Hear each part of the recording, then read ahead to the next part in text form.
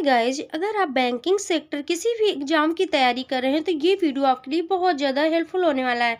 तो जैसे कि ये क्वेश्चन आपका लिखा हुआ है इनक्वालिटी, कुछ डिफिकल्टी लेवल का है क्वेश्चन, क्योंकि ये हमारा आईबीपीएस पीओ में प्रीलिम्स में को पूछा गया है क्वेश्चन। ठीक है, तो बहुत ही इंपॉर्टेंट क्वेश्चन है, प्रीवियस ईयर का क्वेश्चन है। तो आप सभी लोग बहुत ही अच्छे से पढ़िए एंड मैं आपको बहुत ही बेसिक कॉन्सेप्ट से समझाने वाली हूँ। तो जिन स्टूडेंट को प्रॉब्लम आती है ये क्वेश्चन को लेकर, किसी भी चैप्टर क्वेश्चन को लेकर, तो बिल्कुल भी प्रॉब्लम नहीं है कि मैं आपको इसी तरीके की वीडियोज लाती बेसिक कॉन्सेप्ट बताने वाले हैं। तो जैसे कि चलिए स्टार्ट करते हैं। जैसे कि ये देखिए लिखा हुआ है, जैसे कि ये देखिए प्रतीक लिखे हुए हैं, सैम्बल ये बने हुए हैं। तो जैसे कि लिखा हुआ है इसमें पी, ये देखिए बना हुआ है डॉलर क्यू का अर्थ है पी क्यू से ना तो बड़ा है और ना ही बराबर है। ठीक है, ये पूछा गया। ठीक है, फिर इसके बाद P@Q का अर्थ है पी क्यू से ना तो छोटा है और ना ही बराबर है। फिर इसके बाद P&Q का अर्थ है पी क्यू से बड़ा नहीं है कह रहा। ठीक है, फिर P%Q का अर्थ है पी क्यू से छोटा नहीं है। P क्यू का अर्थ है कि पी क्यू से ना तो बड़ा है ना ही छोटा है। ठीक है, इस तरीके से हमारे क्वेश्चन में लिखा हुआ है। फिर बोला गया आप निम्नलिखित प्रश्नों में दिए गए कथनों को सत्य मानते हुए ये पता लगाइए कि तीनों निष्कर्ष फर्स्ट, सेकेंड और थर्ड में कौन सा निश्चित रूप से सत्य है। ठीक है, तो इसी के अकॉर्डिंग जो क्वेश्चन है तो इसी के अकॉर्डिंग हम देखेंगे। तो जैसे पहले इसको हम देख लेते हैं। ठीक है, तो इसको मुझे कैसे देखना है, तो जैसे इसका देखते हैं पहले। पी और डॉलर क्यू का अर्थ बोला गया पी क्यू से ना तो बड़ा है और ना ही बराबर। पी जो डॉलर है, क्यू का अर्थ क्या है, तो बोला गया था कि पी क्यू से ना तो बड़ा है और ना ही बराबर। जैसे मैंने पी को ये लिखा, क्यू को ये लिखा। ठीक है, फिर इसके बाद ये देखिए पी को ये लिखा, क्यू को ये लिखा। अब बोला गया है कि पी क्यू से ना तो बड़ा है और ना ही बराबर है, मतलब कि क्यू से ना तो बड़ा है तो मतलब क्यू से ना पी बड़ा है और ना ही बराबर है। ठीक है, तो फिर पी बड़ा नहीं है ना बराबर है, तो कौन बड़ा हो गया, क्यू बड़ा हो गया। ठीक है, क्योंकि पी छोटा हो गया। ठीक है, इस तरीके से फिर नीचे जैसे बोला गया ये देखिए @Q का अर्थ है पी क्यू से ना तो छोटा है ना और ना ही बराबर है। Q का अर्थ है इस तरीके से। फिर लिखेंगे, बोला गया पी क्यू से ना तो छोटा, तो पी ऐसे लिखेंगे क्यू। फिर बोला गया पी क्यू से ना तो छोटा है और ना ही बराबर है, तो मतलब क्यू से छोटा भी नहीं है पी। ठीक है, और बराबर और ना ही बराबर है। ठीक है, तो कौन बड़ा हो गया, पी बड़ा हो गया, क्योंकि बोला गया क्यू से ना तो छोटा है पी ना बराबर है, तो हमारा पी बड़ा हो गया। ठीक है, P&Q का अर्थ है पी क्यू से बड़ा नहीं है। इसके बाद पी, ये देखिए इसका ये देखिए सिंबल लगा हुआ है एंड का। क्यू का अर्थ है इस तरीके से हम कर देंगे, तो क्यू का अर्थ है क्या है कि ये देखिए बोला गया पी क्यू से बड़ा नहीं है, तो पी ये लिखेंगे, क्यू ये लिखेंगे। बोला गया पी क्यू से बड़ा नहीं है, क्यू से बड़ा नहीं है पी, तो ठीक है क्यू से बड़ा नहीं है पी, तो कौन हो गया, ये तो छोटा है या बराबर है। ठीक है, क्योंकि बोला गया है क्यू से बड़ा नहीं है पी। ठीक है, तो ये तो छोटा है या बराबर, तो इस तरीके का साइन लगा। P%Q का अर्थ है पी क्यू से छोटा नहीं है। P%Q का अर्थ है P%Q का अर्थ है कि पी क्यू से छोटा नहीं है, मतलब कि क्यू से पी क्यू ये लिखा, फिर क्यू से छोटा नहीं, मतलब कि क्यू से छोटा नहीं है पी, तो ये तो बड़ा है या बराबर है। ठीक है, क्योंकि क्यू से छोटा नहीं है मतलब क्यू से छोटा नहीं है पी, तो क्योंकि बड़ा है या बराबर है। पी ये सिंबल लगा हुआ है कॉपी का। क्यू का अर्थ है पी क्यू से ना तो बड़ा है और ना ही छोटा है। इस तरीके से पी लिखेंगे, ये सिंबल लगाएंगे है कॉपी का। क्यू का अर्थ है कि क्या है कि पी क्यू से ना तो बड़ा है, तो मतलब कि पी लिखा, क्यू लिखा। फिर बोला गया क्यू से ना तो बड़ा है, तो मतलब क्यू से ना तो ये बड़ा है और ना ही छोटा है, तो क्या है, ना छोटा है ना बड़ा है, तो क्या है, बराबर हो गया।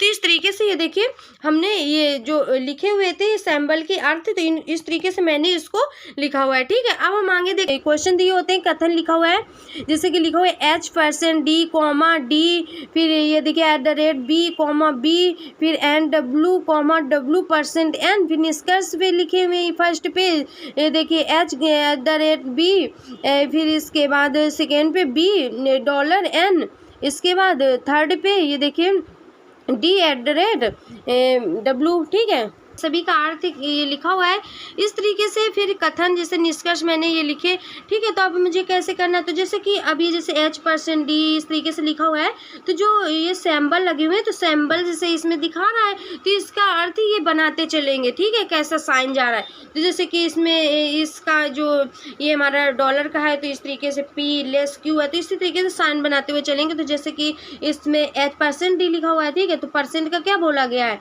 इस तरीके से P ग्रेटर इक्वल Q, तो क्या हो जाएगा, जैसे मान लो P ग्रेटर इक्वल Q ऐसे मानते हैं तो ये H, फिर इस इधर हम ग्रेटर इक्वल लगा देंगे, इस तरीके से करते हुए चलेंगे, ठीक है।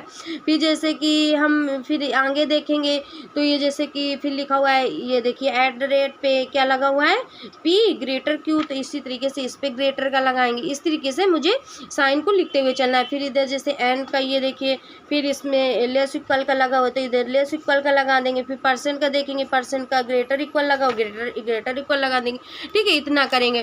फिर हम इस तरफ से इस तरह से लिख सकते हैं जैसे H, फिर ये देखिए ग्रेटर इक्वल D, और फिर इसके बाद फिर दो जैसे कॉमा लगा है तो D 2 बार लिखेंगे तो एक ही बार D लिखेंगे, ठीक है।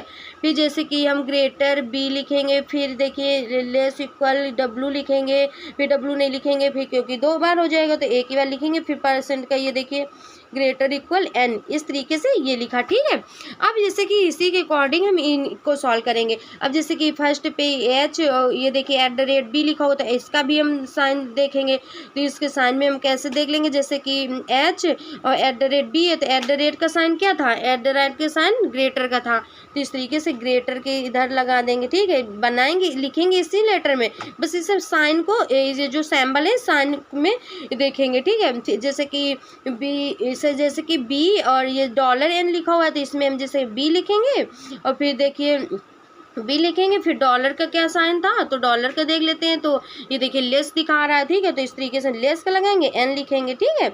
और फिर इसमें थर्ड पे देख लेते हैं D और @W, तो D लिखेंगे, @ का देखेंगे क्या है तो @ का अर्थ ये ग्रेटर पे दिखा रहा है तो इस तरीके से हम ग्रेटर लगाएंगे W, तो कुछ इस तरीके से करना है, ठीक है।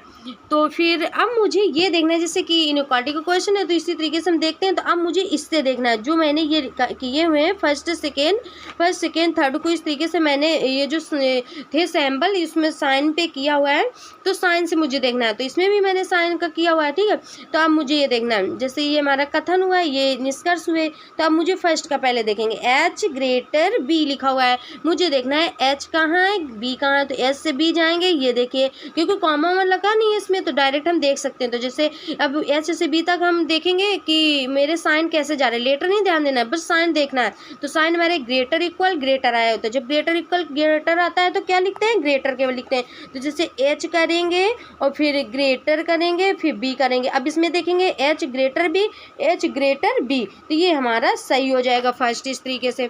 अब हम सेकेंड को देख लेते हैं इसी तरीके से, B लेस N, तो B को देखेंगे B ये रहा और N रहा ये, तो B से N तक जाएंगे तो B लिखेंगे और फिर ये देखिए इधर जा रहा है लेस इक्वल और फिर इधर ग्रेटर इक्वल आ रहा है, तो जब साइन चेंज हो जाते हैं तो हम डायरेक्ट राउंड कर सकते हैं, ठीक है। अब जैसे कि नेक्स्ट देख लेते हैं थर्ड D ग्रेटर W, तो D कहाँ है, ये D रहा और W कहाँ है, ये रहा, तो D से W का देखेंगे तो साइन कैसे जा रहा है, इधर देखिए ग्रेटर का आ रहा है फिर इधर लेस इक्वल का जा रहा है, तो साइन चेंज हो गया, तो इसको भी हम डायरेक्ट रॉन्ग कर सकते हैं। तो इसमें हमारा कौन फर्स्ट निष्कर्ष हमारा सही हुआ, समझ में आ गया होगा। तो इसी तरीके से आप भी कर सकते हैं। तो ये देखिए फर्स्ट सही और सेकेंड गलत है और थर्ड गलत है, तो इसमें जो ऑप्शन लिखे होते हैं इसमें हम देखेंगे, ठीक है। तो कैसे देखेंगे, जैसे कि फर्स्ट सही है तो इसमें देखेंगे ऑप्शन पे क्या लिखा हो, जैसे कि इसमें मिलेगा 2 पे केवल निष्कर्ष फर्स्ट सत्य है, तो बस इसी को टिक कर देंगे, ठीक है। तो ये राइट आंसर हो गया। इसी तरीके से हमारा नेक्स्ट क्वेश्चन लिखा हुआ है, ठीक है। तो नेक्स्ट क्वेश्चन आप इसका ये जो नेक्स्ट क्वेश्चन लिखा हुआ है तो इसका आप आंसर कमेंट में देना, ठीक है, सॉल्व करके। तो गाइस आपको समझ में आ गया होगा, और अगर वीडियो पसंद आया हो तो ज़्यादा से ज़्यादा लाइक से सब्सक्राइब करिएगा एंड ज़्यादा से ज़्यादा शेयर करिए, क्योंकि जिन स्टूडेंट को प्रॉब्लम आती है किसी भी टॉपिक को लेकर, रीजनिंग या मैथ के किसी भी टॉपिक को लेकर प्रॉब्लम आती है, उनको बिल्कुल भी उनको प्रॉब्लम ना है, वो भी अपने क्वेश्चन को आसानी से अटेम्प्ट कर पाए। तो मैं आपके लिए इसी तरीके की वीडियोज़ लाती रहूँगी। तो